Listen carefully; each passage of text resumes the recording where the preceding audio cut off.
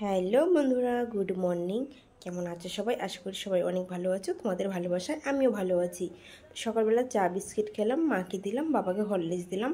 দেওয়ার পর সবাই যার যার মতো কাজে ব্যস্ত হয়ে পড়লো, আর আমি আমার কাজে ব্যস্ত হয়ে যাব। তো ভাবলাম তার আগে তোমাদের সাথে একটু হাই হ্যালো করে নিই। আর ছেলে এখনও ঘুমোচ্ছে, তো এখন বাজে ঠিক 7:30, আর এখন থেকে আমি ব্লগটা শুরু করছি। তো চলো আজকে প্রত্যেকে আমার সাথে থেকো আর আমার পুরো ব্লগটা দেখো। আশা করি তোমাদের ভালো লাগবে। তো এখন থেকে আমার জার্নিটা শুরু, সকাল 7:30 থেকে। জার্নি এখন থেকে শুরু বলবো না, সকালবেলা ওঠার পর থেকে অনেক কাজই করেছি, তো সেগুলো শেয়ার করার প্রয়োজন মনে করিনি বা শেয়ার করিনি, ক্যামেরা বন্দিও করিনি। তো এখন থেকে আমি যেগুলো করছি সেগুলো তোমাদের সাথে শেয়ার করব। আর আশা করি তোমরা পাশে থাকবে আর পুরো ব্লগটা দেখবে, আর একটা লাইক দিয়ে উৎসাহিত করবে। তো চলো।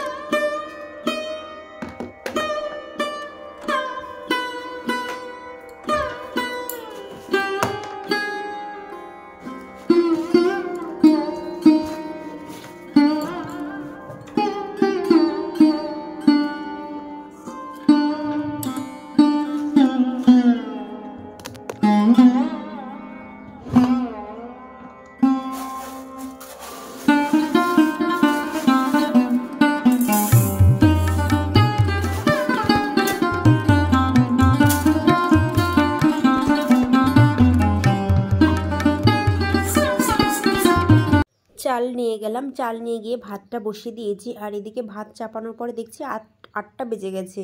তো 8টে বেজে যাওয়া মানে আমার একটা ওষুধ খাওয়ার টাইম হয়ে যায়। প্রতিদিন সকালে 8টার সময় আমার একটা ওষুধ থাকে, তো সেই ওষুধটা রান্নার ফাঁকে খেতে আসলাম। আর ওই যে ঘরটার মধ্যে চাল নিচ্ছিলাম, ওই ঘরটা আসলে একটা ঘরই, হলো কি একটা রুম, পুরো একটা গেস্ট রুমের মতোও বলতে পারো। তো আমাদের আলাদা করে কোনো স্টোর রুম নেই এখন। আপাতত যত মালপত্র যা রয়েছে সব ওই ঘরেই স্টোর করা রয়েছে। তো এই ঘরটার অবস্থাটা মাঝে মাঝে এত খারাপ হয়ে যায়, একটা চৌকিও রয়েছে। তো খুব চাপাচাপির সময় ঘরে যাওয়া হয় শুধু, তা না হলে হয় না। কিন্তু আদতে ওটা একটা রুম ভালো, কিন্তু রুমটাকে এত মালপত্রের চাপে না একদম অবস্থা খারাপ হয়ে গেছে। তো তোমাদেরকে একদিন আমি সেটা শেয়ার করব। তো যাই হোক, ফ্যানের তলায় বসলাম, একটু ওষুধটা খেলাম। খাওয়ার পর অভয়কে একটু দেখাবো ভেবেছিলাম, তো ভুলে গিয়েছি। ও আবার ঘুমোচ্ছে এখনও বিছানায়, আর ফ্যান চলছে, যার জন্য সাউন্ডটা আমি মিউট করে দিয়েছি। আর এরপর চলে এসেছি ফ্রিজের কাছে। আর ফ্রিজে প্রচুর মালপত্র স্টোর করা রয়েছে, তো এগুলো মানে জমিয়ে জমিয়ে কতদিনে খাবো আমি বুঝতে পারছি না। আর গরমের জন্য সত্যি বলতে কোনো কিছুই ভালো লাগছে না, শুধু আমডালটাই ভালো লাগছে। আর খুব সিম্পল, মাছ তো মানে একদম দু চোখেই দেখতে পাচ্ছি না, রান্না হলেও খাচ্ছি না। তো সেই কি করছে, গড়াগড়ি খাচ্ছে, 2 দিন ধরে গড়াগড়ি খাওয়ার পর ফেলেই দিতে হচ্ছে। আর ওই দেখো পোটলার মধ্যে সব রয়েছে কুলেখাড়া। আর এই কুলেখাড়াগুলোতে এত পরিমাণে কাঁটা রয়েছে, মানে কি দেখে এনেছে আমি বুঝতে পারছি না। কাঁটা কুলেখাড়ায় তো থাকে, কিন্তু এতটা কাঁটা থাকলে কি করে মানুষ কাটবে? তো আমি বেরই করতে পারছি না, এতটা কাঁটা ছিল। মা তো পরে দেখে রাগারাগি করছে, বলছে এগুলো কী কুলেখাড়া এনেছে এত কাঁটা। তো যাই হোক, প্রচুর গাজরও নিয়ে এসছে, গাজরও সব ফ্রিজে রয়েছে। তো কিছুটা গাজর আমি বের করে রেখেছি, হলো গিয়ে আলু দিয়ে ভাজা করব। ভাজা করে না খেলে না গাজর শেষই হবে না। তো কাঁচা খেতে বলে, খাইও, প্রত্যেকদিন বিকেলে একটা করে খাওয়ার চেষ্টা করি। তো ডাক্তার বলেছে আর কি খেতে, যার জন্য খাওয়া। তা নাহলে আমি আগে কখনোই গাজর খেতাম না, আর যাই খাই না কেন। আর এদিকে কাঁচকলাও প্রচুর রয়েছে, এখনও রয়েছে। তো ভাবছি আজকে কাঁচকলা আলু দিয়ে তরকারি করব। আর আজকে আরও যেহেতু হলো গিয়ে নিরামিষ খাবো একটু, তো সেই জন্য আমিষের কোনো সিন নেই, সবজি করব। তো পটলও রয়েছে, তাই পটলটা বের করে রেখেছি, হলো একটু পটল ভাজা করব আর কাঁচকলা আলু দিয়ে তরকারি করব। তো কাঁচকলাটা কাটার পর না হাতে তেল মেখে নিইনি আগে আর কি। তো পরে দেখছি হাতটা কেমন হচ্ছে, দেখি তো দেখছি না একটু একটু হালকা আঠা আঠা হয়ে গেছে। তো হাতটা আগেই ভিজিয়ে নিলাম, তা না হলে পুরো হাতটাই কালো কালো হয়ে যাবে। কাঁচকলা ইঁচড় এগুলো কাটলে একটু তেল মেখে নিলে ভালো হয়, হাতে কোনো রকম আঠা লাগে না। তারপর হলো কি যে কষগুলো আছে, কষের জন্য হাতটা কালো হয়ে যায় অনেক সময়, সেটা হওয়ার মানে ভয়টা থাকে না। তো যাই হোক, চলো এবার পটলটা কেটে নিই, আর এরপর কুলেখাড়াগুলোও কেটে নেব।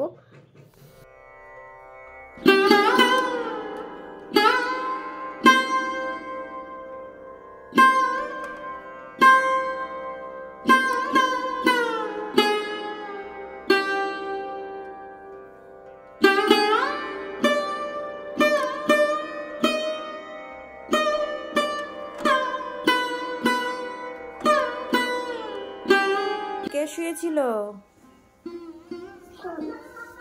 হুম, আমি শুয়েছিলাম। Good morning. জান না এখন কটা বাজে? এই সামনে রয়েছে মা, আর বাবাকে গুড মর্নিং বলা হচ্ছে। 9টা বেজে গেছে।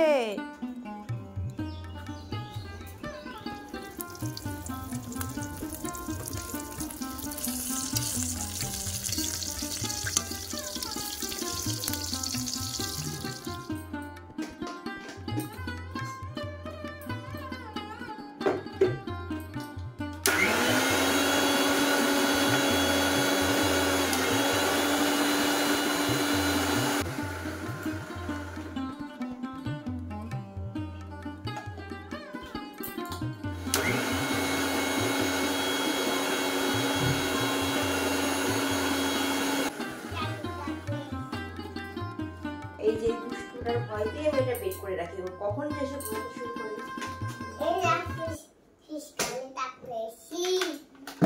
কি পেয়েছো?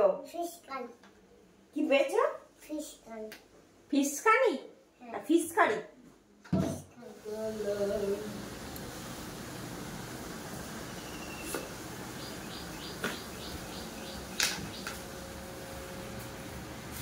এইদিকে দেখো দাদু নাতি মিলে কি করছে। অবাই ঘুমোচ্ছিল, সেই বিছানাটা আমি এখনো তুলিয়ে নিই। তো ও উঠে দেখেছে, প্রথমে একবার গেল ছোট ঘরে যেখানে আমি মশলা মিক্স করছিলাম, আর গিয়ে এখানে ফিচকারিগুলো পেয়ে গেছে, তো ওগুলো নিয়ে চলে এসছে।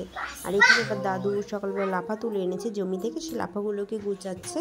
ওইখানে গিয়ে দাদুর সাথে কাজ করছে, মানে কাজ তো এগোতে কিছু পাচ্ছে না, আরও পিছিয়ে দিচ্ছে আর কি। তো এটাও রোজই করে থাকে। তো যাই হোক, আমি আমার হাতের সব কাজগুলো সেরে এরপর চলে এসেছি বিছানা তুলতে। আর শেষ পর্যন্ত আমাদের একটা ব্ল্যাঙ্কেট এখনও অবশিষ্ট ছিল বিছানায়। সত্যি বলতে শেষের দিকে একটু শীত লাগছিল বলে তুলবো করেও আর তোলা হয়নি বিভিন্ন কারণবশত। তো এটা মানে খাটেই পড়ে থাকতো, কিন্তু গায়ে দেওয়া হতো না। তো আজকে ভাবলাম ফাইনালি এটাকে রোদ্রে দিয়ে তুলেই রাখি। তো সেই জন্য খাট থেকে একবার আউট করে দিলাম, নিচে ছুঁড়ে মেরে ফেলে দিয়েছি। এবার এটাকে রোদ্রে দেবো, তারপর তুলে রাখবো। তো যাই হোক, আমার বিছানাটা দেখো মোটামুটি তোলা হয়ে গেছে। এরপরেও এখনও লম্বা অনেক লিস্ট রয়েছে কাজের, তো সেগুলোর দিকে আমি এবার আস্তে আস্তে অগ্রসর হব। তার আগে বাবা যে লাফাগুলো এনেছে সেগুলো নিয়ে হলো গিয়ে বাজারে যাবে, আর আমি এখন ভাত দিয়ে দেবো। ভাত খেয়ে হলো মানে হাটে যাবে। হাট বলতে যে সবজির আড়তে আর কি। তো এদিকে টেবিলটাও আমার এলোমেলো হয়ে রয়েছে প্রচুর, আর টেবিলটাকে আমি একটু হালকা করে গুছিয়ে নিচ্ছি।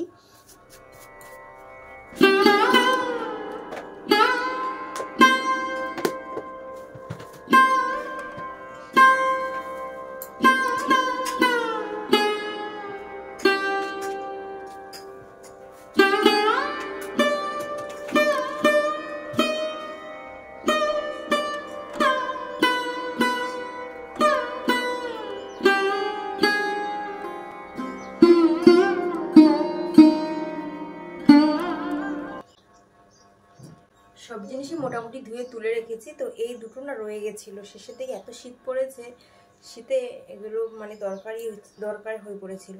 তো ওই জন্য এগুলো ধুয়েছি, ধোয়াই রয়েছে। তারপর আরেকবার যেহেতু পড়েছি, তো একটু জল কাঁচা হালকা সার্ফ দিয়ে ধুয়ে তুলে রাখবো, পরিষ্কারই পুরো।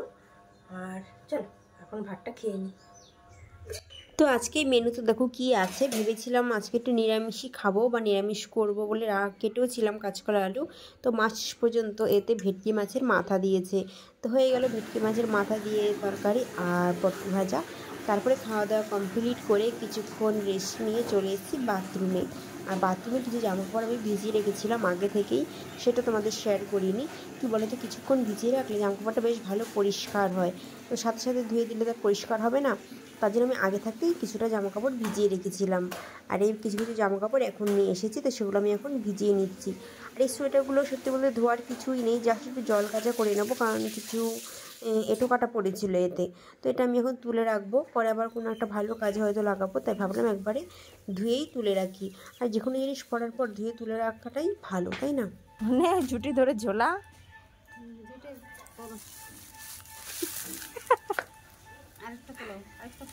তুলতে পারছো না ভাই, দুইটা তোলো হালকা। থাক থাক, আর তুলতে না, তোর হয়ে গেছে, বুঝতে পেরেছি। এরকম করে তো আমাদের জমির পেঁয়াজগুলো উঠেও গেছে আর বিক্রিও হয়ে গেছে। তো কিছু পেঁয়াজ সেখান থেকে বেছে রাখা হয়েছে, গাছ পেঁয়াজ আর কিছু এমনি পেঁয়াজ। তো এই জামাকাপড়গুলো আমি কেচেছিলাম, দেখো মেলেও দিয়েছি। তো মেলেটাই তোমাদেরকে শেয়ার করলাম। তো সেই গাছ পেঁয়াজগুলোকেই মা বেঁধে নিচ্ছে ছাদে বসে, আর আমি এই ফাঁকে স্নান করে তো ফেলেছি অনেকক্ষণ আগেই, আর পুজোটা দেখো কমপ্লিট করে ফেলেছি। আর পুজো কমপ্লিট করে চলে এসেছি বন্ধুরা আরও একটি মেন কাজে। যে ব্ল্যাঙ্কেটের কথা তোমাদেরকে বলছিলাম, সেই ব্ল্যাঙ্কেটটা আজকে প্যাক করে তুলে রাখবো বলেই। তো আমাদের বিছানায় কিন্তু আরও একটা ব্ল্যাঙ্কেট ছিল, ওই যে দেখতে পাচ্ছ দুটো ব্ল্যাঙ্কেট। তো সেই উপরেরটা ছিল, এক এক সময় এতটা শীত পড়েছিল যে দুটো ব্ল্যাঙ্কেটেরই প্রয়োজন হয়ে গিয়েছিল। তো যাই হোক, এই যে হাঁড়িটা দেখতে পাচ্ছ আমি ব্ল্যাঙ্কেট গুছাতে গিয়ে পেয়েছি। হ্যাঁ, এটা অনেক দিন ধরে এই আলমারির উপর রয়েছে। এটা হলো আমার পুরী থেকে কেনা একটা শখের হাঁড়ি, পুরী থেকে আমি কিনেছিলাম। তো যাই হোক, ব্ল্যাঙ্কেটটাকে দেখো প্যাক করে নিচ্ছি, প্যাকের মধ্যে ঢুকিয়ে একা একা চেনটাকে লাগিয়ে দিচ্ছি, আর এটাকে আমি এরপর তুলে রাখবো। তো কিছুদিন পর আমাকে এমনিতেও আবার ওই ব্যাগটা নামাতে হবে, যে ব্যাগটা আমি এক্ষুনি নামালাম। কিছুদিন পরে একটা ট্যুর আছে, এক জায়গায় যাওয়ার কথা আছে, ট্যুর বলতে পারো আবার তীর্থস্থানও বলতে পারো। তো সেখানে যাওয়ার জন্য আবার ব্যাগপত্র গুছাতে হবে। তো যাই হোক, আমি ব্ল্যাঙ্কেটটা তুলে রাখছি। আর এদিকটা প্রচুর ঝুল পড়েছে, যেহেতু এদিকটা অতটা ঝাড়পোছ হয় না, এগুলোর আপডালটাই থাকে আড়ালে, তো প্রচুর মাকড়সার জাল। তো যাই হোক বন্ধুরা, আমি এভাবে আস্তে আস্তে আমার কাজগুলোকে গুছিয়ে নিয়েছি। আর এটা ছিল আজকে একটা ছোট্ট ব্লগ, সকাল থেকে দুপুর পর্যন্ত। আর এই হাঁড়িটা কেমন হয়েছে দেখাতে ভিডিওটা আমি শেষ করছি। তো তোমরা কমেন্ট করে অবশ্যই জানিও। আর হ্যাঁ, ভালো লাগলে একটা লাইক করো, আর নতুন হলে চ্যানেলটাকে সাবস্ক্রাইব করে দিও। ওটা